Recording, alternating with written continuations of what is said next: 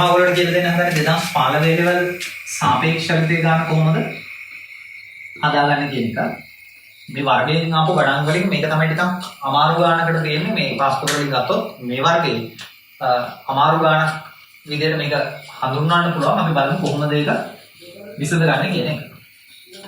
දැන් මේක කියන්නේ.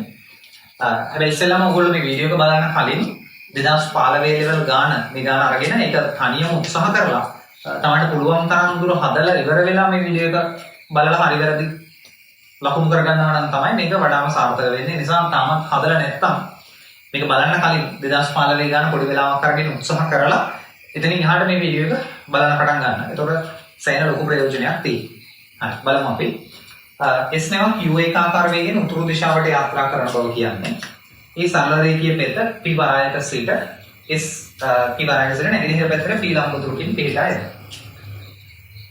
එතකොට දැන් සරල රේඛීය පෙත තියෙන්නේ දැන් හිතන්න මෙන්න මේ විදිහට වරායක් තියෙනවා.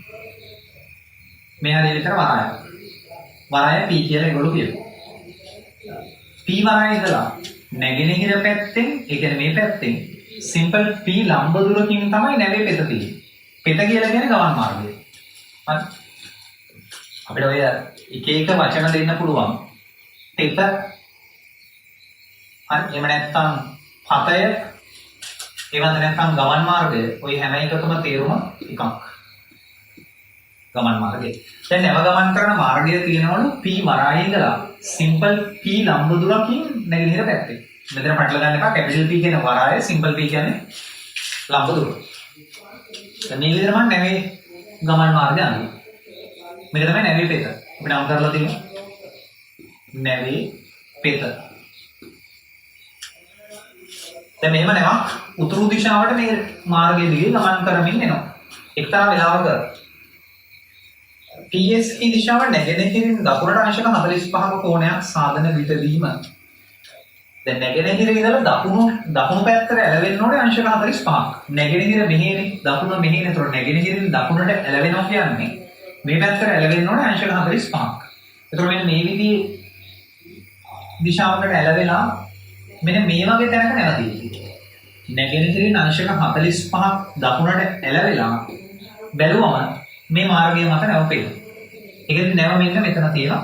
නැව u එකෙන් උතුරට යාත්‍රා කරමින් ඉන්නේ. හරි. නැව මෙතන තියෙන වෙලාවෙදී. ඒ වෙලාවේදී නැව අල්ලගන්න v1 හා v2 සැපයුම් බෝට්ටු දෙකක් p වරාය ඉඳලා පිටත් වෙනවා. හරි. දැන් මේ ගාන ඔන්න ඔතනින් තමයි පැටලෙන්න පටන් ගන්න.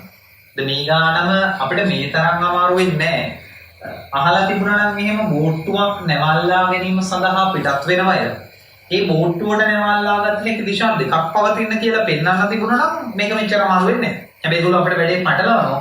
B1 B2 බෝට්ටු දෙකක් මේ නැවල්ලා ගන්න පිටත් වෙන බව කියනවා. හරි. ඒ වුණාට අපිට රැවටෙන්න නරකයි. මේකෙම තියෙන්නේ අර යම් වස්තුවකට චලිතයක් සිදු කළ හැකි ආකාර දෙකක් පවතින බව පෙන්වීම පිළිබඳ ගැටලුවක්. මේකෙදි මේගොල්ලෝ කරලා තියෙන්නේ අර අවස්ථා දෙකකදී අල්ල ගන්න පුළුවන් නැව බෝට්ටු දෙකක් දාලා ඒක දෙකට කඩලා තියෙනවා. හරි. ඒතර ළමයි රැවටෙන්න පුළුවන් B1 බෝට්ටුවට වෙනම ප්‍රවේග ත්‍රිකෝණයකුත් B2 බෝට්ටුවට වෙනම ප්‍රවේග ත්‍රිකෝණයකුත් ඇඳලා ගන්න හදන්න යනවා කියලා. එහෙම නෙමෙයි කරන්න වෙන්නේ. පොදුවේ බෝට්ටුවක් විදිහට අරගෙන ඒකට වැඩේ කරන්න පුළුවන් විදි දෙකක් පවතින බව තමයි පෙන්වන්න ඕන. හරි. දැන් එතකොට p වරායේ ඉඳලා b1 b2 බෝට්ටු දෙකම තියෙන මෙතන.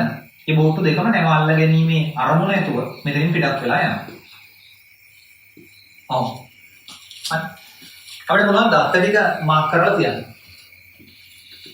මම ඔය අඳින රූප සටහන් ලකුණු කරන දත්ත එහෙම ගාන ඉස්සරහට යද්දි මකලා දානවා. ඔයගොල්ලෝ වීඩියෝ එක නවත්තලා දාලා කොටස් ටික ලියාගෙන ඉස්සරහට යන්න පුළුවන්. හරි අපි මම දත්ත ටික මෙතන ලියලා තියන්නම්. දත්ත ගානේ ඔක්කොම සංකේත නම් කරලා තියෙන නිසා අපිට අමුතුවෙන් නම් කරගන්න දෙයක් නැහැ. නැවට S අකුර අරගෙන තියෙන බෝට්ටු දෙකට B1 B2 කියලා දීලා තියෙනවා. ඒ නිසා අපිට දත්ත ටික ලියාගන්න විතරයි තියෙන්නේ. නැවේ ප්‍රවේගය මම කියන්නේ. පොළොවට සාපේක්ෂව නැවේ ප්‍රවේගය. පොළොවට සාපේක්ෂව නැවේ ප්‍රවේගය සමානයි උතුරු දිශාවට u බව කියනවා. B1 B2 බෝට්ටු දෙකේ ප්‍රවේගය. දැන් ඔහොම මෙහෙම ලියන්න එපා. B1 B2 බෝට්ටු දෙකේ ප්‍රවේගය කියලා B1 බෝට්ටුවේ පොළොවට සාපේක්ෂ ප්‍රවේගය සමානයි B2 බෝට්ටුවේ පොළොවට සාපේක්ෂ ප්‍රවේගය කියලා ලියන්න එපා. ඒක වැරදි අදහසක් එනවා. එහෙම සමාන නැහැ. ඒ දෙකේ විශාලත්වය විතරයි සමාන වෙන්නේ. හරි දැන් මම B1 B2 බෝඩ් 2 දෙකක් කියලා උතන ලියන්න අදහසකුත් නැහැ. මම නිකන් බෝඩ් 2 කියලා පොදු සංකේතයක් ගන්න හදනවා. බෝඩ් 2 කියලා පොදු සංකේතයක් අරගෙන මම මෙතන ලියනවා බෝඩ් 2 වල පොළොවට සාපේක්ෂ ප්‍රවේගය සමානයි. V කියලා. හරි. එතකොට මම B1 B2 කියලා දෙකකට කඩා ගන්න නැහැ. නිකන් බෝඩ් 2 කියලා පොදු අදහසක් ගන්න. මම මේ ලියලා තියන්නම් බෝඩ් 2 කියන පොදු අදහසින් මම B කියලා ගන්නවා. බෝඩ් 2 දෙකටම පොදු සංකේතයක් තමයි B කියලා ගන්න. හරි. මොකද අපිට B1 B2 දෙකකට වෙන් කරගත්තොත් එහෙම මේ වැඩේ කරගන්න අමාරු වෙනවා. ඒතර අපි නොමග යනවා. ඒ නිසා ඒගොල්ලෝ අපිට නොමග යවන්නේ නැහැ නේද? අපි දැනගන්න ඕනේ ගණන් වර්ගය අඳුරගෙන ඒකත් ඉස්සරහට යන්න. හරි. ඒ නිසා තමයි මම අන්තිමට නිතරම කියන්නේ හැමතිස්සෙම අපි ඇප්ලයිඩ් වගේ විෂයක් ඉගෙන ගන්නකොට මේක ඇතුලේ තියෙන ගණන් රටා. ඒතර මේ මෙන්න මේ ගණන් රටා ටික පැහැදිලිව අඳුර ගන්න නැති වුණොත් ළමයි විභාග ගණනකදී අමාරු වෙටෙන්න පුළුවන්. ඒගොල්ලෝ මොන විදිහට පටලලා දුන්නා ළමයින්ට පුළුවන්කම තියෙන්න ඕනේ මේක මොන වර්ගයේ ගානක්ද කියන එක අඳුර ගන්න. ඒක අඳුරගත්තේ නැති ළමයි මේ ගාන හදද්දී 2015 අමාරු වෙట్లా තිබුණා B1ට වෙනම ප්‍රවේග ත්‍රිකෝණයක් B2ට වෙනම එකක් අඳින්න ගිහිල්ලා වැඩේ කරගන්න බැරුව. මම ඒ නිසා ගාන කියවද්දිම ඉස්සරහට යනකොට තේරුම් ගන්න ඕනටක් ගාලා මේක මෙන්න මේ අවල් වර්ගයේ ගානක් වගේ. ඒතර මේ අත්දැකීම ලැබෙන්න නම් පුළුවන් තරම් ගණන් හදලා ගණන් වර්ග ටික ගණන් රටා ටික හොඳට අධ්‍යයනය කරලා තියෙනවා. හරි. මේව ලියාගත්තා. ලියාගෙන දැන් අපි බලමු මේ සාපේක්ෂ ප්‍රවේග මූලධර්මය දාන්න කොහොමද කියලා. යාන කියලා නැවට සාපේක්ෂ B1 B2 බෝඩ් 2 වල චලිත සඳහා සාපේක්ෂ ප්‍රවේග ත්‍රිකෝණ අඳින්න කියලා දෙනවා. එහෙනම් අපි සාපේක්ෂ ප්‍රවේග මූලධර්මය දාලා හොයාගමු ප්‍රවේග ත්‍රිකෝණයක් අඳින්න ඕන කරන දේවල් ටික. සාපේක්ෂ ප්‍රවේග මූලධර්මය යෙදීමෙන් කියලා දෙනවා. සාපේක්ෂ ප්‍රවේග මූලධර්මය යෙදීමෙන් ගානේ පල්ලෙහා හරිය විස්තරේ කියනවා නැවට සාපේක්ෂව බෝඩ් 2 වල චලිත ගන්න ඕනේ කියලා. ඒ නිසා මම මෙහෙම නැවට සාපේක්ෂව බෝඩ් 2 වල ප්‍රවේග උක්ත කරලා දානවා. මැදට ඉරිංග වල මේක දෙකට කඩන්න පුළුවන්. VB, E ධන E, S. අවුරුලා මේක ඇහුවොත් සර් ඔය සමීකරණය ලියන්නේ B1 බෝඩ් 2 වලද B2 බෝඩ් 2 වලද කියලා. එහෙම නැහැ මම මේ දෙකටම පොදුවේ තමයි සමීකරණය ලියන්නේ. ඊළඟ මේ වගේ ගණක් අතරනකොට තව ප්‍රශ්න එන්න පුළුවන් ළමයින්ට. දැන් සර් බෝඩ් 2 ේ ඇත්ත ප්‍රවේගයද මේ V කියන්නේ? එහෙම නැත්නම් අර ජලයට සාපේක්ෂ ගණන් හදලා ගංගාවල ගණන් හදලා ළමයින්ට ප්‍රශ්නයක් එන්න පුළුවන් සර් මෙතන පොළොවට සාපේක්ෂව බෝඩ් 2 ේ ප්‍රවේගය කියලා ලියුවේ. සර් මේක ගඟට සාපේක්ෂව බෝඩ් 2 ේ ප්‍රවේගය නෙමෙයිද කියලා. දැන් මෙතනදී එහෙම ප්‍රශ්නයක් එන්නේ මෙතනදී ගඟ ගලන බවක් කියලා නෑනේ. ගඟක් හරි මුහුදක් හරි ඒකේ ජලය චලිත වෙන බවක් කියලා නෑ. ජලයට ප්‍රවේගයක් තියෙන බව කියලා නෑ. ඒ නිසා මෙතනදී නැවට ඒ කියන්නේ මෙතන ජලය දාලා මෙතනත් ජලය දැම්මට කමක් නැහැ. කියන්නේ මෙතනත් ගඟ දාලා මෙතනත් ගඟ දැම්මට කමක් නැහැ. නැත්නම් මෙතනත් මුහුද දාලා මෙතනත් මුහුද දැම්මට කමක් නැහැ. මම කරේ මෙතනත් පොළොව දාලා මෙතනත් පොළොව දැම්මා. කියන්නේ මම හිතනවා මෙතන ජලය ගලන්නේ නැතුව ඇති. විශේෂයෙන් කියලා නැහැ නේ ජලය ගලන බව. නිසා ජලය ගලන්නේ නැතුව ඇති. ඒ නිසා අපි පොළොවට සාපේක්ෂ ප්‍රවේග කියලා උපකල්පනය කරලා ගන්න හදමු. ඒක කිසි වරදක් නැහැ. ජලය ගලන බව කියන්නේ නැති නිසා පොතනකදී ගන්න. හරි. දැන් ඊරිංග වල මේක දෙකට කඩාගත්තා. ඊට දත්තවලින් බලලා ආදේශ කරන්න. B කියන්නේ V දිශාව දන්නේ V කියලා විතරයි දන්නේ. ධන E, S කියන්නේ මේකේ අනිත් පැත්ත. අකුරු දෙක මාරු වුණාම ඊතලය උඩට මාරු කරන්න. එහෙනම් උතුරට U කියන එක මෙතනට ආදේශ වෙනකොට දකුණට U කියලා ආදේශ වෙනවා. ඊළඟ මෙතන නැවට සාපේක්ෂව බෝඩ් 2 යනවනේ කොහටද කියන එක. නැවට සාපේක්ෂව බෝඩ් 2 කියන එකේ අදහස ඔයගොල්ලෝ දන්නවා. නැව නැවතිලා ඉන්නවා නම් බෝඩ් 2 යනවනේ කොහටද කියන එක. ඒතකොට නැවට සාපේක්ෂයි කියන්නේ නැව නැවතුණා කියන එක. නැව නැවතුණා නම් නැවතර නිශ්චල වුණා නම් ඒතකොට බෝඩ් 2 වල අරමුණ නැව අල්ලා ගැනීම නිසා අනිවාර්යෙන් බෝඩ් 2 දෙකටම යන්න වෙන්නේ මෙන්න මේ රේඛාව දිගේ. හරි. හැබැයි දෙවොල තේරුම් ගන්න ඒ එහෙම වෙන්නේ නැව නැවතුණා නම් ඒක ඇත්තට වෙන දෙයක් නෙමෙයි. අපි නිකන් ගන්න හදා ගන්න කරන ලේසි උපකල්පනයක්. ඒතකොට නැවට සාපේක්ෂව නම් නැව නිශ්චල වුණා නම් බෝඩ් 2 දෙකම යන්න වෙන්නේ මේ රේඛාව දිගේ. ඒ නිසා පොදුවේ අපි බෝඩ් 2 දෙකේම නැවට සාපේක්ෂ ප්‍රවේගය අර අංශක 45කින් ආනත රේඛාව දිගේ මාක් කරනවා. මේ විදිහට. දැන් මේ රේඛාව PS කියන රේඛාව තිරසක අංශක 45 ආනතයි කිව්වත් කමක් නැහැ. සිරසක අංශක 45 ආනතයි කිව්වත් කමක් නැහැ. දෙකම කියන නිසා මම මෙතන සිරසක අංශක 45 ආනතයි කියලා මාක් කරනවා. දැන් කවුරු ඇහුවොත් ඇයි සර් ඉතින් සිරසක අංශක 45 ආනතයි කියලා මාක් කරන්නේ කියලා මෙතන තියෙන සිරස් ප්‍රවේගයක් නේ. ඒකත් එක්කනේ මේක සෙට් වෙන්නේ. ඒ නිසා සිරසට අංශක 45 ආනතයි කියලා මාක් කරගන්න. හරි. දැන් අපිට ඕන වෙනවා මෙතනින් ඉස්සරහට යන්න නම් ප්‍රවේග ත්‍රිකෝණයක් හඳ ගන්න ඕන වෙනවා. ඔයගොල්ලෝ දන්නවා ඇති මේ જાතියේ ගණන් වලදී අනිවාර්යයෙන්ම ප්‍රවේග ත්‍රිකෝණය වෘත්තයක් ඇතුළෙම නිර්මාණය කරන්න වෙනවා. ඇයි ඒ? මම එළිම අහලා ගන්නවා දැන්. ප්‍රවේග ත්‍රිකෝණය වෘත්තයක් ඇතුළෙම නිර්මාණය කරන්න වෙන්නේ මේක අර මේ චලිතය සිදුවිය හැකි ආකාර දෙකක් පවතින බව පෙන්වීම පිළිබඳ ගානක් මේක. යම් චලිතයක් සිදුවිය හැකි ආකාර දෙකක් පවතින බව පෙන්විය යුතු ගණන්වලදී අනිවාර්යෙන් ප්‍රවේග ත්‍රිකෝණය වෘත්තයක් තුල නිර්මාණය කරන්න ඕනේ බව ඕගොල්ලෝ වෙනකොට දැනගෙන ඉන්න ඕනේ. එහෙම නැත්නම් දැන් ගන්නත් පුළුවන්. දැන් මේ විදිහට දත්ත තියෙන වෙලාවක අපි ප්‍රවේග ත්‍රිකෝණය අඳින්න පාවිච්චි කරන පියවර ටික තමයි පළවෙනි පියවර විශාලත්වය පමණක් දන්නා රාශිය අරය විදිහට අරගෙන වෘත්තයක් අඳින්න ඕනේ. එහෙනම් මෙන්න v අරයක් තියෙන වෘත්තයක් අඳින්න හදන්න. මෙතනින් පටන් ගන්න වෙලෙ. v අරයක් තියෙන වෘත්තයක් අඳින්න. මම මේ පැත්තෙන් අඳින්නම්. පළවෙනි පියවර v අරයක් තියෙන වෘත්තයක් නිර්මාණය කිරීම. මේ විදිහට. ඊළඟ දෙවෙනි පියවර විශාලත්වය සහ දිශාව දෙකම දන්නා රාශිය එම වෘත්තයේ කේන්ද්‍රයෙන් කෙළවර වනසේ ඇඳීම. කේන්ද්‍රයෙන් ඉවර වෙන විදිහට මේ u අඳින්න ඕනේ. දැන් මේ වෘත්ත කේන්ද්‍රයෙන් ඉවර වෙන විදිහට u අඳිමු අපි. වෘත්ත කේන්ද්‍රය මේ වගේ තැනක නම්. ඒතර කේන්ද්‍රයෙන් ඉවර වෙන විදිහට u අඳින්නත් ඕනේ නම් ගානේ අසමානතාවයක් දීලා තියෙනවා. u ද v ද විශාල කියලා. u විශාලයි v බව ගාන එක තැනක අසමානතාවයක් දීලා තියෙනවා. ඒ නිසා අපිට මේ u අඳින්න වෙන්නේ වෘත්තයට පිටත ඉඳලා. සමන් u එළිය නම් ඇඳගෙන ඇවිල්ලා කේන්ද්‍රයෙන් ඉවර කරනවා නම් කේන්ද්‍රයට වගුව දාන්න. මේ එළිය ඉඳන් ඇඳගෙන ආවේ u. u විශාල නිසා ඊට වඩා අපිට අනිවාර්යෙන් u පටන් ගන්න වෙන්නේ වෘත්තයට පිටත තැනක ඉඳලා. එහෙම ඇඳගෙන ආවා. හරි. ඊළඟට තුන්වෙනි පියවර සමාන ලකුණින් අනිත් පැත්තට පනිනවා.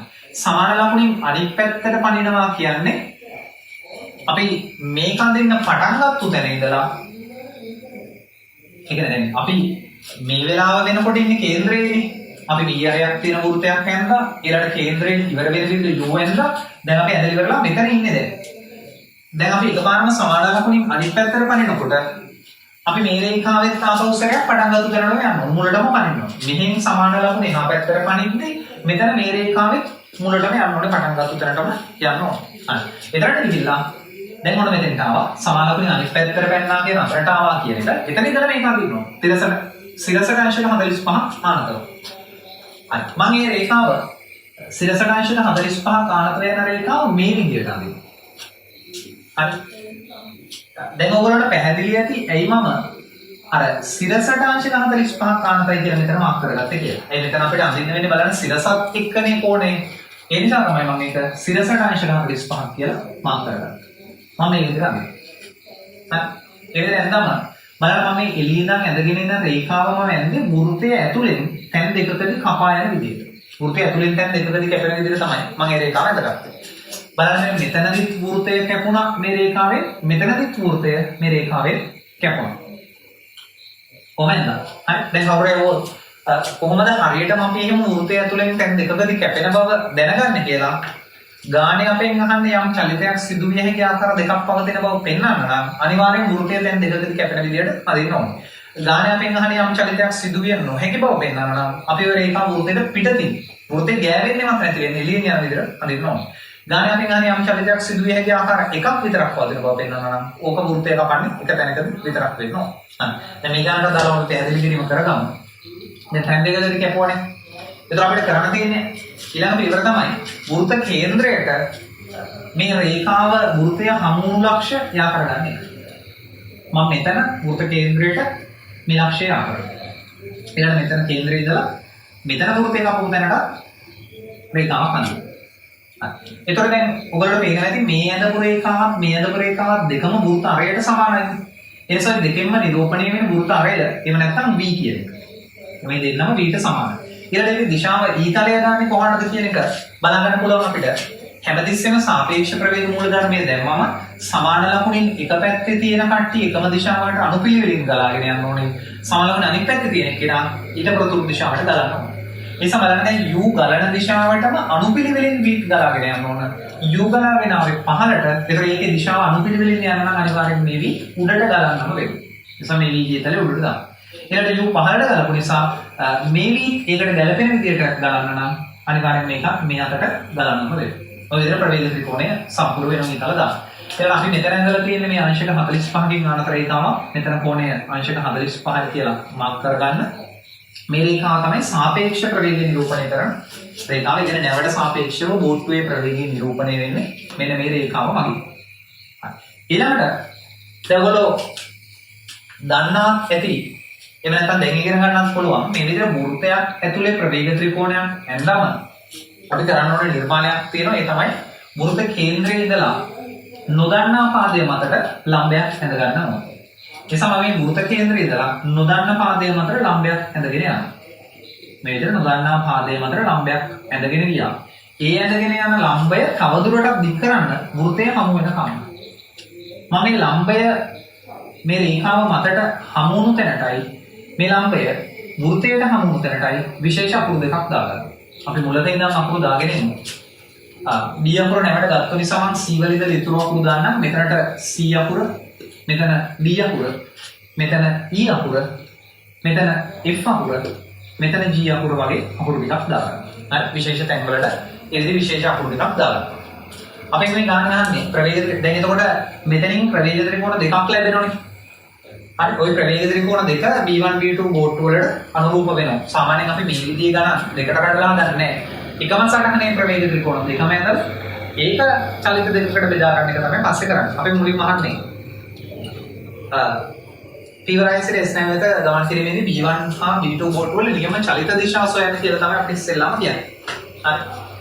එතකොට දැන් බලන්න මේ චලිතය දැන් මේ වීඩියෝ එක ටිකක් දිග වෙයි මේක ටිකක් පැහැදිලි කරන්න තියෙන අමාරු ගානක් නිසා මේ වීඩියෝ එක ටිකක් දිග වෙන්න පුළුවන්. හැබැයි ඉවසීමෙන් මේ හැමදේම බලන්න.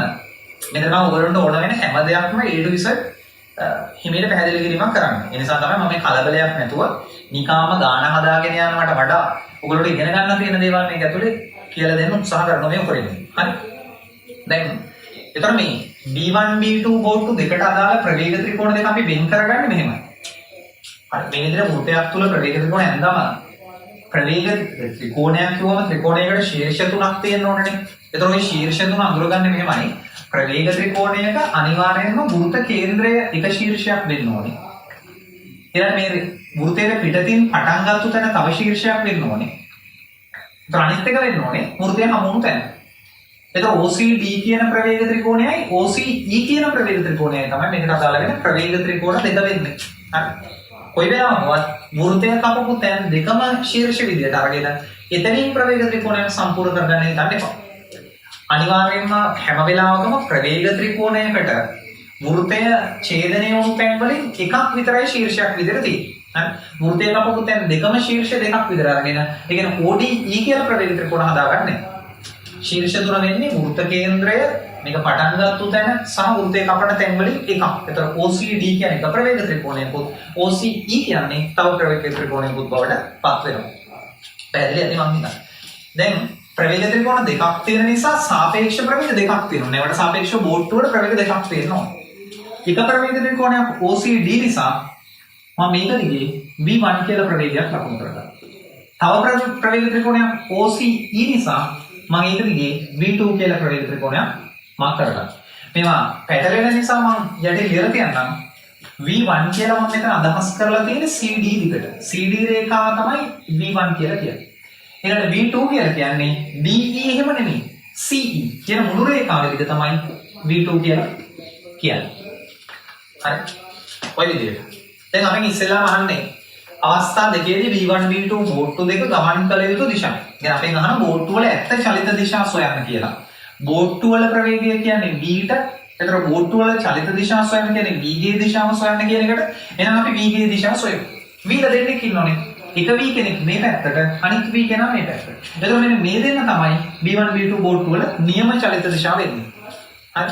දැන් අපි හරියට අඳුර ගන්න ඕනේ V1 බෝට්ටුවට අදාළ වෙන්නේ මේ vද මේ vද කියන එක. හරි. බලමු. ඒකට දත්තයක් දීලා තියෙනවා. මේගොල්ලෝ කියනවා B1 B2 බෝට්ටු වලට ගත වෙන කාලයක් T1 T2 කියලා කියනවා. තව දත්තයක් දීලා තියෙනවා T2 විශාලයි T1 කියලා. T2 ලොකුයිලුනේ T1ට වඩා. ඒක මෙහෙම හිතන්න. B1 බෝට්ටුවට සහ B2 බෝට්ටුවට නැවල්ලා ගැනීමට ගත වෙන කාලයක් ඒගොල්ලෝ කියනවා T1 සහ T2 කියලා. තව දත්තයක් දීලා තියෙනවා T2 කියන අගය T1 කියන අගයට වඩා විශාලයි කියලා.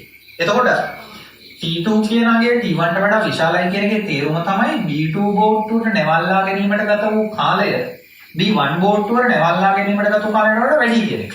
හරි. ඒ කියන්නේ B2 බෝට්ටුවට වැඩි කාලයක් ගත වෙලා තියෙනවා. කාලය වැඩියෙන් ගත වෙන්නේ ප්‍රවේගය අඩු වුණා. කාලය අඩුවෙන් ගත වෙන්නේ ප්‍රවේගය වැඩි වුණා. ඒ නිසා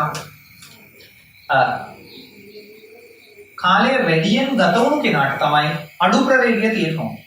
කාලය අඩුවෙන් ගත වුණු කෙනාට තමයි වැඩි ප්‍රවේගය තියෙනවා. එතකොට අපි මෙතනින් බලමු දැන් සාපේක්ෂ ප්‍රවේගයෙන් වැඩි දිගක් තියෙන රේඛාව කියන ප්‍රවේගය වැඩි කියන එක අඩු දිගක් තියෙන රේඛාව කියන ප්‍රවේගය අඩුයි කියන එක. එතකොට දැන් සාපේක්ෂ ප්‍රවේගය නිරූපණය වෙන්නේ මේ රේඛාවෙන්නේ. දැන් CD CE කියන රේඛා දෙක ගත්තම CE රේඛාව තමයි දිග වැඩි රේඛාව. CE දිග වැඩි. CE දිග වැඩි කියන්නේ CE ගෙන් නිරූපණය වෙන ප්‍රවේගය ලොකුයි. ලොකු ප්‍රවේගයක් ඒක. එතකොට ලොකු ප්‍රවේගය අයිති වෙන්න ඕනේ අඩු කාලයක් ගත වෙන කෙනාට. ප්‍රවේගය ලොකුයි නම් කාලය අඩුයි. ඒ නිසා T1 කියන කාලයට තමයි CE කියන දිග අයිති වෙන්න ඕනේ. CD කියන දිග අයිති වෙන්න ඕනේ T2 කියන කාලයට. හරි. මම ඒක නැවත පැහැදිලි කරන්නම්. ගානේ අපිට කියලා තියෙනවා B1 B2 බෝට්ටු දෙකට නැව අල්ලා ගැනීමට ගත වන කාලයන් T1 T2 බව. ඊළඟට தත්ත්වයක් තියලා තියෙනවා T2 විශාලයි T1 බව. ඒ කියන්නේ T2 කාලය T1 ට වඩා ලොකු බව. ඒතකොට කාලය ගත වෙනව වැඩි කියන්නේ ඒක හිමින් ගිහිල්ලා තියෙනවා කියන අදහස. කාලය වැඩිපුර ගත වුණා නම් ප්‍රවේගය අඩු වෙන්න ඕන. කාලය අඩුවෙන් ගත වුණා නම් ප්‍රවේගය වැඩි වෙනවා. ප්‍රවේගය වැඩි නම් ඉක්මනට යන්න පුළුවන්. අඩු කාලයකින් යන්න පුළුවන්. ප්‍රවේගය වැඩි නම් අඩු කාලයකින් ප්‍රවේගය අඩුයි නම් වැඩි කාලයකින් යන්න පුළුවන් වෙනවා. එතකොට අඩු කාලයකින් යන කෙනාට වැඩි ප්‍රවේගයක් අයිති වෙන්න ඕනේ. වැඩි කාලයකින් යන කෙනාට අඩු ප්‍රවේගයක් අයිති වෙනවා. ඒ නිසා අපි මේ ප්‍රවේග දෙකෙන් සාපේක්ෂ ප්‍රවේග දෙකෙන් CD සහ CE කියන ප්‍රවේග දෙකෙන් අපි බෙදලා දෙනවා. අඩු කාලයක් ගියපු කෙනාට දිග ප්‍රවේගය ලොකු ප්‍රවේගයක් වැඩි කාලයකින් ගියපු කෙනාට පොඩි ප්‍රවේගයක් විතර දෙනවා. එතකොට B1 බෝට්ටුවට අයිති වෙන්න ඕනේ සාපේක්ෂ ප්‍රවේගය වෙන්නේ CE. අපි මෙතන අකුරු මාරු කරමු දැන්. අපි ගත්ත විදිහට නම් CE කියන්නේ V2 ප්‍රවේගයනේ. ඒතකොට ඒක නිකන් මේකට ගැලපෙන්නේ නැහැ වගේනේ. නේ? ඒ නිසා අපි මේ අකුරු දෙක මාරු කරමු. මම මේ දිග මේ ප්‍රවේගයට V2 කියලා මේ ප්‍රවේගයට V1 කියලා දාගන්න. ඒක දාගන්න අපේ කැමැත්තම ඕනේ. ඒ නිසා අපි V1 ප්‍රවේගයේ සාපේක්ෂ V1 බෝට්ටුවේ සාපේක්ෂ ප්‍රවේගය V1 කියලා V2 බෝට්ටුවට අදාළ සාපේක්ෂ ප්‍රවේගය V2 කියලා හිතලා ගත්තා. හරි. ඒතකොට මෙතන අකුරු මාරු වෙන්න ඕනේ. V1 V2 කියන දෙක. මම හිතන්නේ ඒකත් පැහැදිලි ඇති කියලා. හරි. ඔය විදිහට. දැන් එතකොට අපිට වෙන් කරගන්න පුළුවන් V1 බෝට්ටුවට අයිති ප්‍රවේග ත්‍රිකෝණය මොකක්ද? V2 බෝට්ටුවට අයිති ප්‍රවේග ත්‍රිකෝණය මොකක්ද කියන එක. මම දැනට චුට්ටක් විතර ලියලා මම පස්සේ එක මහලා දානවා. V1 බෝට්ටුවට අදාළ වෙන්නේ V1 ප්‍රවේගයට අයිති සාපේක්ෂ ප්‍රවේග ත්‍රිකෝණය OCE ත්‍රිකෝණය. V1 බෝට්ටුවට අයිති වෙන්නේ OCE ත්‍රිකෝණය. V2 බෝට්ටුවට අයිති වෙන්නේ OCD කියන ප්‍රවේග ත්‍රිකෝණය. ඒක පැහැදිලි නැත්නම් එහෙම කලින් පැහැදිලි කිරීම චුට්ටක් වීඩියෝ ආපස්සට අරගෙන නැවත වතාවක් බලුවම එනහට තේරුම් ගන්න පුළුවන් කොහොමද අපි වෙන් කරගත්තේ කියලා. හරි.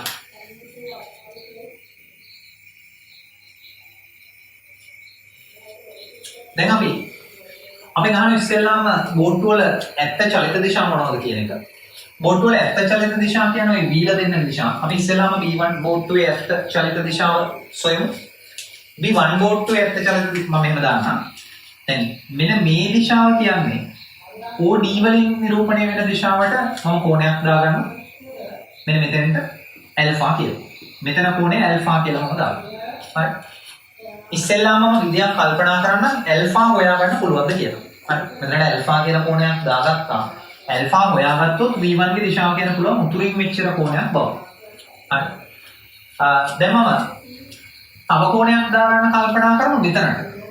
මම මෙතනට කෝණයක් දාගන්නවා. එහෙම නැත්නම් අපි මෙතනට කෝණයක් දාමු. මෙතනට කෝණයක් දාමු. මේ කෝණ දෙකම සමාන බව වලට තේරෙනවා නේද? මේ තියෙන ජායකට ඇඳපු ලම්බයක්.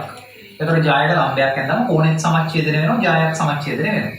ඒ නිසා මෙතන කෝණයම තමයි මෙතන කෝණය වෙන්නේ. මේ දෙන්නම θ කියලා ගමු. මේ කෝණ දෙකම θ කියලා ගමු. මට පුළුවන්කම තියෙන මේ ත්‍රිකෝණේ මම ඇඳපු ලම්බයේ දිග හොයාගන්න. පැත්තකින් ලියන්න OG ලම්බයේ දිග හොයන්න. OG ලම්බයේ දිග. OG සමානයි බලන්න ඔයගොල්ලන්ට පැහැදිලිද කියන එක. මෙතන ඉඳලා මෙතනට u නේ. මේ කොනේ 45 නේ. ඒ නිසා මේ OCG කියන ඍජු කෝණීය ත්‍රිකෝණයෙන් අපිට OG දිග හොයන්න පුළුවන් u sin 45 කියලා. OG කියන්නේ u sin 45. u sin 45 කියන්නේ u බෙදීම මූල දෙකක්. ඔන්න OG දිග හොයාගන්න. දැන් OG දිග හොයාගත්තට පස්සේ මට ODG ත්‍රිකෝණයෙන් cos θ හොයන්න පුළුවන්. අයි θට සාපේක්ෂව හිතුවම බද්ධ පාදයක් දාන්න කර්ණයක් දාන්න ඒ නිසා OGD ත්‍රිකෝණයෙන් මම cos θ හොයනවා. OGD ත්‍රිකෝණයෙන් cos θ හොයාගන්න පුළුවන් බද්ධ පාදයේ බෙදීම කර්ණය. OGD ත්‍රිකෝණයේ බද්ධ පාදය වෙන්නේ OG ට OG කියන පාදය කර්ණය වෙන්නේ OD කියන එක. ඒක OG OD ගෙන් බෙදෙනවා. OG OD ගෙන් බෙදෙනවා. දැන් OG අපි මෙතන හොයාගෙන තියෙන්නේ u බෙදීම මූල දෙකයි. u බෙදීම මූල දෙකයි. ඊළඟට ඕක OD ගෙන් බෙදනවා කියන්නේ OD කියන වෘත්ත අරය.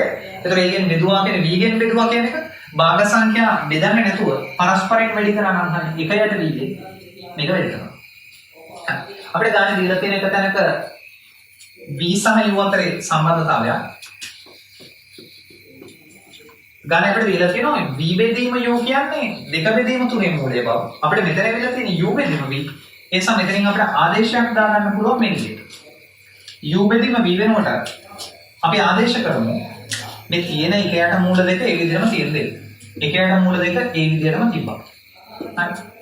ඊළඟ මෙතන u බෙදීම v තියෙනවා. අනේ u බෙදීම v වෙනකොට ගානේ දීලා තියෙන එකෙන් ආදේශ කරමු. ගානේ දීලා තියෙන එකේ පරස්පරය. තුන බෙදීම දෙක. තුන බෙදීම දෙකේ වර්ගමූලය. හරි. මේ ආදේශයක් දැම්ම අපි u බෙදීම v කියන එකට. ගානේ දීලා තියෙන v බෙදීම u. අපිට ඕනේ u බෙදීම v. එන්ස උඩට මාරු කරලා වෙන්න. එතකොට මෙතන උත්තරේ එන්නේ උඩ වර්ගමූල 3 එහෙම ඉතුරු වෙනවා. යට මූල දෙකෙන් වැඩි වුණාම දෙකක් වෙනවා. අපි මේ හොයන්නේ cos θ නිසා cos θ ට මූල 3 බෙදීම 2 කියලා උත්තරයක් එනවා. එතකොට cos θ මූල 3 බෙදීම 2 නම් θ සමානයි cos inverse මූල 3 බෙදීම 2යි. cos වලින් මූල 3 බෙදීම 2ක් එන්නේ කෝණය 30ක් වුණාම. ඒ නිසා θ සමානයි 30ක් කියලා අපිට මෙතනින් පැහැදිලි වෙනවා. θ සමානයි අංශක 30ක් බව පැහැදිලි වෙනවා. දැන් θ ට අංශක 30ක් ආවට පස්සේ අපිට මේ බලන්න මෙතන ත්‍රිකෝණයෙන් තව දෙයක් පැහැදිලි කරගන්න පුළුවන්. ඒ තමයි දැන් θ ට අංශක 30ක් ආවම එතකොට අපිට පැහැදිලි වෙනවා මෙන්න මෙතන කෝණය 60ක් බව. ඍජු කෝණීය ත්‍රිකෝණ වලින්. මම මේක ලියන්නම් පැහැදිලි කිරීම. θ සමානයි අංශක 30 නිසා. θ සමානයි අංශක 30 නිසා මෙතන කෝණය අංශක 60ක් වෙන්න බෑ. ඒ කියන්නේ ODG කෝණය අංශක 60ක් වෙන්න ඕනේ. ODG කෝණය සමාන වෙන්න ඕනේ අංශක 60ට. එතන කෝණය අංශක 60ක් නම් අර O level කාලේ අපි ඉගෙනගෙන තියෙන ප්‍රමේයන් වලින් ත්‍රිකෝණයක පාදයක් දික්කල වෙලස ඇදෙන බාහිර කෝණය අභ්‍යන්තර ප්‍රතිරුද්ධ කෝණ දෙකේ එකතුර සමාන වෙනවා. ඒ නිසා ඇල්ෆා ධන 45 සමානයි මෙතන කෝණයට. ඇල්ෆා ධන 45 සමානයි අංශක 60 නිසා අපිට මෙතනින් තේරුම් ගන්න පුළුවන් ඇල්ෆා සමානයි අංශක 15ක් වෙන්න ඕනේ කියලා. ඒත් ඇල්ෆා සමානයි අංශක 15ක් කියලා තොප්පු වෙනවා. ඇල්ෆා 15යි. ඒතර ඇල්ෆා අංශක 15යි කියන එකෙන් අපිට එක v කෙනෙක්ගේ දිශාව හොයාගන්න පුළුවන්. ඒ කියන්නේ නැගෙනහිරින් ඇලවෙන්න ඕනේ මේ කොහාට? උතුරින් මේ ඇලවෙන්නේ නැගෙනහිරට. ඒතර උතුරින් අංශක 15ක් නැගෙනහිරට ඇලවෙලා එකෙන් ගමන් කරනවා. අනිත් එක්කෙනා මේ ඇලවෙලා තියෙන්නේ උතුරින් නැගෙනහිරටම තමයි කොච්චරක්. ඇල්ෆා කෝණයකුයි තීටා කෝණ දෙකකුයි ඇලවෙලා. මේ v ඇලවෙලා තියෙන උතුරින් ඇල්ෆා කෝණයක් විතරනේ. මේ v ඇලවෙලා තියෙන උතුරින් ඇල්ෆා කෝණයකුයි තීටා කෝණ දෙකකුයි. ඒතර මතකයිනේ අපි ප්‍රවේග ත්‍රිකෝණ වෙන් කරගත්තු විදිය. මේ තියෙන B1 බෝට්ටුවට අයිති ප්‍රවේගය.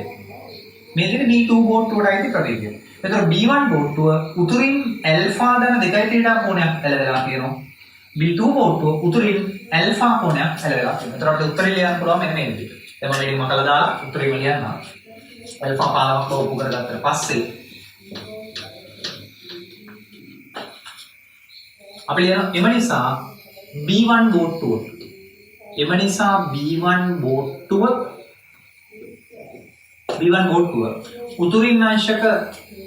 උතුරින් අංශක කොච්චරක්ද බලමු තීටා කියන්නේ 30ක් නේ. ඒතර 30 2 කියන්නේ 60යි.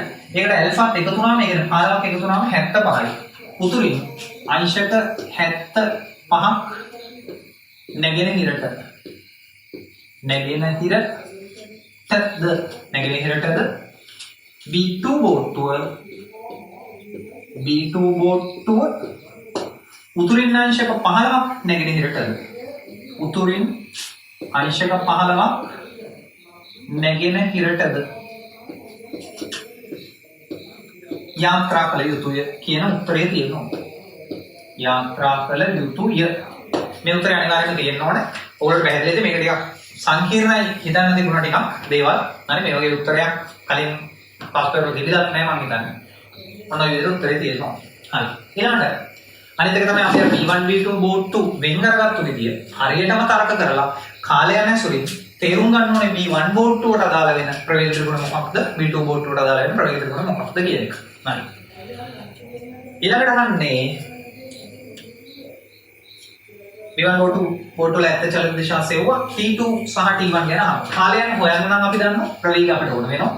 ඒ නිසා කාලයන් හොයන්න කලින් අපි සාපේක්ෂ ප්‍රවේග දෙක, ඒ කියන්නේ V1 V2 කියන ප්‍රවේග දෙක හොයාගෙන ඉමු. V1 ප්‍රවේගය බලමු අපි. අපිට V1 ප්‍රවේගය හොයාගන්න පුළුවන්. අපිට මෙන්න V1 සමානයි ප්‍රවේග ත්‍රිකෝණයෙන් බැලුවම CE කියන රේඛාව. V1 කියන්නේ CE. ඊළඟ CE කියන එක ලම්බයේ අඩිය ගාමින් දෙකට කඩලා ලියන්න ඕනේ. ඔයගොල්ලෝ දන්නවා මේ විදිහට වෘත්තය තුල ප්‍රවේග ත්‍රිකෝණ ඇඳාම අපි ලම්බයක් ඇඳාම ලම්බයේ අඩිය ගාමින් දෙකට කඩලා කැලි දෙකක එකතුවක් හෝ කැලි දෙක අන්තරයක් විදිහට මේක ලියා ගන්න ඕනේ. ඒ නිසා මම CE කියන රේඛාව දෙකට කඩන ලම්බයේ අඩිය ගාවින් එතකොට CG ධන GE කියලා කැලි දෙක එකතුවක් විදිහට ලියන්න පුළුවන්. CG ධන GE. දැන් බලන්න CG හොයාගන්න පුළුවන්ද කියලා. CG කියන්නේ මෙතන ඉඳලා මෙතනට CG. ඒක හොයාගන්න පුළුවන්. මේ දුර u නිසා මේ ගෝණය 45ක් නිසා CG කියන්නේ u cos 45ක්. u cos 45ක්. ධන GE හොයාගන්න පුළුවන්ද බලමු. GE හොයාගන්න පුළුවන් මේ දුර v නිසා මෙතන කෝණය අංශක 60ක් බව අපි හොයාගත්තු නිසා v cos 60යි කියලා එක කියන්න පුළුවන්. v cos 60. මේකේ අගයන ආදේශ කරාම cos 45 කියන්නේ මූල දෙකක්, ඒකට මූල දෙකක්, ධන cos 60 කියන්නේ භාගයක්. මේ විදිහට එනවා. මේ තියෙන්නේ V1. ඒ වගේම අපි V2 හොයමු. V2 සමානයි. V2 කියලා කියන්නේ C වල ඉඳලා D වලට. ඒකට CD නේ. ඉස්සෙල්ලාම ලියන්නේ V2 කියන්නේ CD බව. ඊළඟට CD කියන රේඛාව ලම්බයේ අඩිය ගාමින් දෙකට කඩනවා. දැන් CD කොහොමද ලම්බයේ අඩිය ගාමින් දෙකට කඩන්නේ? පුළුවන් නේ. කැලේ දෙකේ අඩු කිරීමක් විදිහට. G ගාමින් දෙකට කඩන්නේ C වලින් ඉඳන් G ට එන්න CG ඊළඟ එකේ මේක අඩු කරන්න DG CG ඍණ DG කියන්නේ CD දෙක. CD වෙනකොට ලම්බයේ අඩිය ගාමින් දෙකට කඩලා අපිට CG ඍණ GD කියලා ලියන්න පුළුවන්. CG බලන්න CG කියන්නේ කලින් හොයපු එකම තමයි u cos 45. ඒ නිසා ඕන නම් එකපාරම u බෙදීම මූල දෙකයි කියලා ලියා ගන්නත් පුළුවන්. ඍණ GD කියන්නේ කලින් හොයපු එකම තමයි v cos 60. ඒ කියන්නේ v බෙදීම දෙක කියලා එකපාරම ලියන්න පුළුවන්. මෙතනදී කැලි දෙක එකතු වුණා. අතරදී කැලි දෙක අඩු වුණා. හරි. පැහැදිලි ඇති කියලා හිතනවා. v දෙක හෙව්වා. ඊළඟ කාලයක් හොයන්න ඕනේ. T2 relative one තමයි අපෙන් අහන්නේ. දැන් අපි කාලයට ප්‍රකාශනයක් ලියමු. හරි. අන්න බලන්න අහන්නේ අපිට කාලයන් ගැන. ඒක කාලය කියන්නේ බෝට්ටු වලට නැවල්ලා ගැනීමට ගත කරන කාලය. මම නැවේ රාමුවක් දෙන්න. නැවේ රාමුව ඇන්දොත් නැවේ රාමුව කියපු ගමන්ම නැව නිශ්චල වෙනවා කියන අදහස තියෙන එක ඇතුලේ ඒ නිසා උන නැව නැවතුණා. බෝට්ටුවේදී නැවට අංශක 45ක් නැගෙනහිරින් දකුණට ආන වෙන දිශාවක. ඒතර බෝට්ටු දෙක B1 B2 බෝට්ටු දෙක අපි හිතමු මේක B1 බෝට්ටුව බවක් මේක B2 බෝට්ටුව බවක් හිතන්න. දැන් අපි දෙකකට කඩාගෙන තියෙනවා. ඒතර B1 බෝට්ටුව මේ රේඛාව දිගේ B1 ප්‍රවේගයෙන් යන්න ඕනේ නැවේ රාමුවේදී. B2 බෝට්ටුවත් මේ රේඛාව දිගේම B2 ප්‍රවේගයෙන් යන්න ඕනේ නැවේ රාමුවේදී. හරි. ඔක නැවේ රාමුවනේ. නැව නිශ්චල කරලානේ තියෙන්නේ. ඒතර නැව නැවතිලා ඉන්නවා නම් නැවල්ලා ගැනීමට B1 B2 කියන බෝට්ටු දෙකම අනිවාර්යයෙන්ම රේඛාව දිගේ යන්නම වෙනවනේ. හරි. ඊළඟට අපිට දීලා තිබුණා වේලාසනම අර වරායේ ඉඳලා නැවේ ගමන් මාර්ගයට තියෙන දුර p බව. හරි. නැවේ ගමන් මාර්ගයට තියෙන දුර p. මෙතන කෝණේ අංශක 45යි. එතකොට නැවේ ගමන් මාර්ගයට තියෙන දුර p මිසක් වරා ඉඳලා නැවට තියෙන දුර p නෙමෙයි. මේ දුර p නෙමෙයි. මෙතන ඉඳලා ගමන් මාර්ගයට තියෙන ලම්බ දුර තමයි p වෙන්නේ. හරි. බලමු අපි. දැන් එතකොට T2 ඍණ T1 අපි එකපාරම ප්‍රකාශනය ලියමු. T2 ඍණ T1 තමයි හොයන්න කියන්නේ. T2 ඍණ T1 සමාන වෙනවා. අපි මෙලියමු. T2 කියන්නේ B2 බෝට්ටුවට නැව අල්ලා ගැනීමට ගත වන කාලය. B2 බෝට්ටුව නැව අල්ල ගන්න නම් මෙතන ඉඳලා මෙතනට යන්න ඕනේ. ඒ කියන්නේ වරායේ සිට නැව වෙත යන්න ඕනේ. වරාය P නැව S. P වල ඉඳලා S PS දුර ගෙවාගෙන යන්න ඕනේ. B2 යන්නේ V2 ප්‍රවේගයෙන්. ඒ නිසා කාලය හොයන්න නම් යන්න තියෙන දුර එක දිගේ යන ප්‍රවේගයෙන් බෙදන්න ඕනේ. ඍණ B1 බෝට්ටුවට නැව වෙත යාමට ගත වෙන කාලය කියන්නේ ඒකට යන තියෙන දුර ඒක යන ප්‍රවේගයෙන් බෙදන්න ඕනේ. ඒකට යන තියෙන දුර PS-මයි හැබැයි ඒක යන ප්‍රවේගය V1. මෙතන අපි පොදු හරයක් අරගමු. මෙතන පොදු හරය V1 V2 V1 V2 පොදු හරය ගන්න. මේ දෙන්නගෙම PS පිටට අරගෙන පොදු හරය ගත්තම මේ V1 ගෙන් මෙතන වැඩි වෙන්න ඕනේ. මේ V2 ගෙන් මෙතන වැඩි වෙන්න ඕනේ. මේ විදිහට. හරි. දැන් අපි V1 V2 ට මේ විදිහ උත්තර දෙකක් කලින් අරගත්තානේ. ඒ උත්තර දෙක සුළු කරන්න. මෙතන ආදේශ වුණාම PS එහෙමම තියලා V1 ඍණ V2 කියන්නේ අපිට හිතින්ම සුළු කරගන්න පුළුවන් V1 න් V2 අඩු වුණාම දැන් මේ ජාතියේ පද දෙකක් ධන ඍණ විතරයි මාරු වෙලා තියෙන්නේ. ඒතර මේකෙන් මේක අඩු වුණාම ඔයගොල්ලෝ තේරෙනවා U බෙදීම මූල දෙකට U බෙදීම මූල දෙක කැපිලා V බෙදීම දෙක V බෙදීම දෙකට එකතු වෙන බව. ඒ අඩු වීමේදී සමාන ලකුණු තියෙන පද කැපිලා ගිහිල්ලා විරුද්ධ ලකුණු තියෙන පද එකතු වෙනවා. V බෙදීම දෙක V බෙදීම දෙක එකතු වුණාම V කියලා උත්තරයක් එනවා. V1 V2 ගුණ වුණාම ඒතර ඔයගොල්ලන්ට පේන මේක වර්ග දෙකක අන්තරය U බෙදීම මූල දෙක ධන V බෙදීම දෙක U බෙදීම මූල දෙක ඍණ V බෙදීම දෙක. ඒ කියන්නේ A ධන B A ඍණ B වගේ වර්ග දෙක අන්තරයක් හදලා ලියන්න පුළුවන්. ඍණ ලකුණු තියෙන පදේ දිහා බලලා වර්ග දෙකක අන්තරය හදන්න A වර්ගය ඍණ B වර්ගය. ඒ කියන්නේ U බෙදීම මූල දෙකේ වර්ගය ඍණ V බෙදීම දෙකේ වර්ගය. එහෙනම් අපි යටට වර්ග දෙකක අන්තරය ලියනවා. U බෙදීම මූල දෙකේ වර්ගය ඍණ V බෙදීම දෙකේ වර්ගය කියලා. පියවරනාස්ති නොකර එක පියවරකින් කරගන්න පුළුවන් දේවල් නෙමෙයි.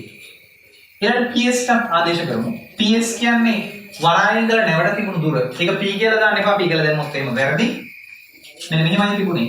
වරායේ මෙතන තිබුණා. වරායේ ඉඳලා නැවේ ගමන් මාර්ගයට තිබුණු දුර P කියලා තමයි අපිට දීලා තිබුණේ. නැව තිබුණේ මේ වගේ තැනක. ඒතර අපිට මෙතන කෝණය 45ක් නිසා අපිට තේරුම් ගන්න පුළුවන් මේක P නම් මේකත් P වෙන්න ඕනේ. පයිතගොරස් ප්‍රමේය දැම්මම මේක මූල 2යි P වෙන්න ඕනේ. හරි. මෙතන 45 නිසා මෙතනත් 45යි. මේක සමද්විපාද ත්‍රිකෝණයක් වෙනවා එතකොට. නිසා මේකත් P මේකත් P පයිතගොරස් ප්‍රමේය දැම්මම මේක මූල 2යි P කියලා පගන්න පුළුවන්. හරි. නිසා PS වෙනුවට මූල 2යි P කියලා ආදේශ කරනවා.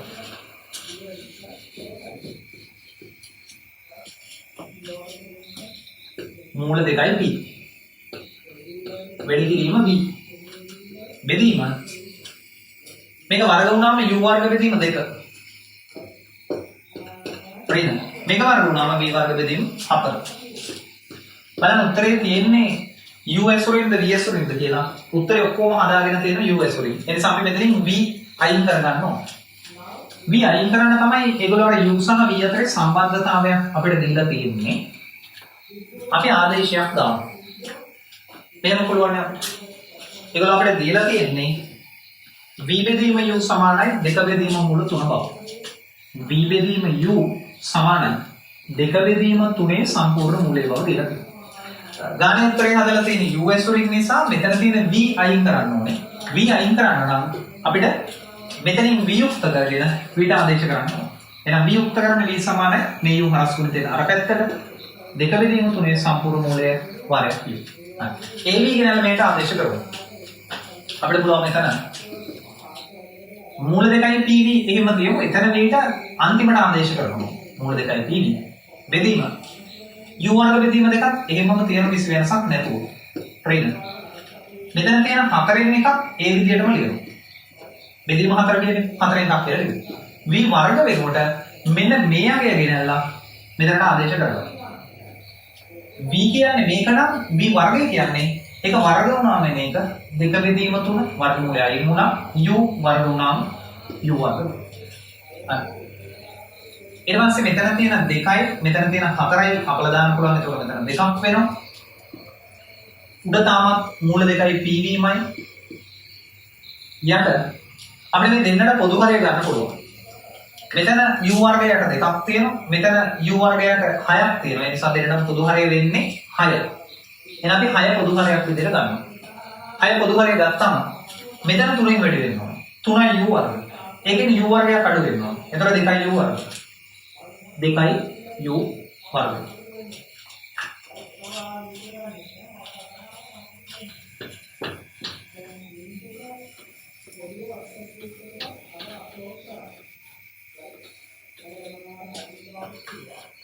දැන් අපි මෙතනින් පස්සේ පියවර මෙයින් ලියමු.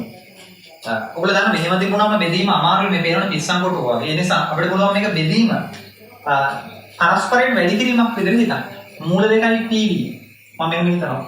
මූල 2යි pv ව බෙදීමක් විදිහට හිතන්න නැතුව මේක පරස්පරයෙන් වැඩි කිරීමක් විදිහට හිතන්න. මේ 2යි 3යි කැපුණා. 2යි 6යි කැපුණා. 3ක් විතර වෙනවා. u වර්ග බෙදීම 3න් බෙදුවත් 1යි.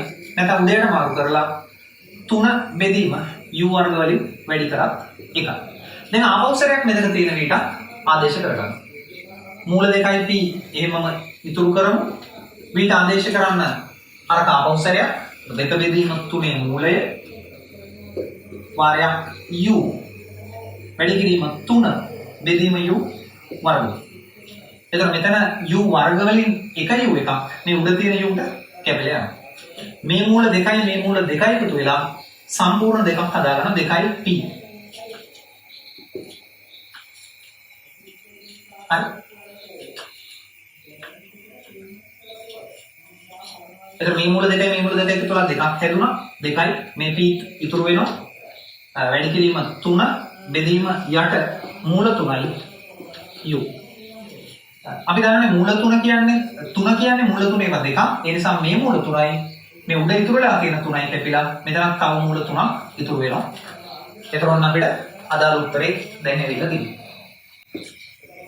උඩ ඉතුරු වෙලා තියෙන්නේ දැන් 2යි මූල 3යි p යට ඉතුරු වෙලා තියෙන්නේ u විතරයි. ඒ නිසා අපිට උත්තරයක් එනවා p2 ඍණ p1 සමානයි 2යි මූල 3යි p බෙදීම u කියලා. හරි මම හිතන්නේ පැහැදිලි ඇති. මේක ඇත්තටම මේ වර්ගයෙන් ආපු ගණන් වලින් මම හිතන විදිහට මේ 2011 ඉඳලා අලුත් සිලබස් එකේ පේපර් වලින් ගත්තොත් අමාරුම ගණනක් කියලා කියන්න පුළුවන් මේ වර්ගයේ ආපු ගණන් වලින් සාපේක්ෂවලෙන් ආපු ටිකක් සුළු කිරීම ටිකක් තියෙන හිතන්න දේවල් දෙන අමාරුම ගණනක් කියන්න පුළුවන්. මම හිතන පුළුවන් උපරිමයෙන් පැහැදිලි කරා කියලා. හරි මේක හදපු ළමයි වුණත් නැවත වතාවක් මේ දේවල් බලලා විශේෂ තැන් සටහන් කරගෙන හොඳට මේක අධ්‍යයනය කරලා හොඳ දැනුමක් ගන්න පුළුවන් කියලා මම විශ්වාස කරනවා. එහෙනම් අපි තව ගානකින් ඊළඟ දවසේ හම්බ වෙමු.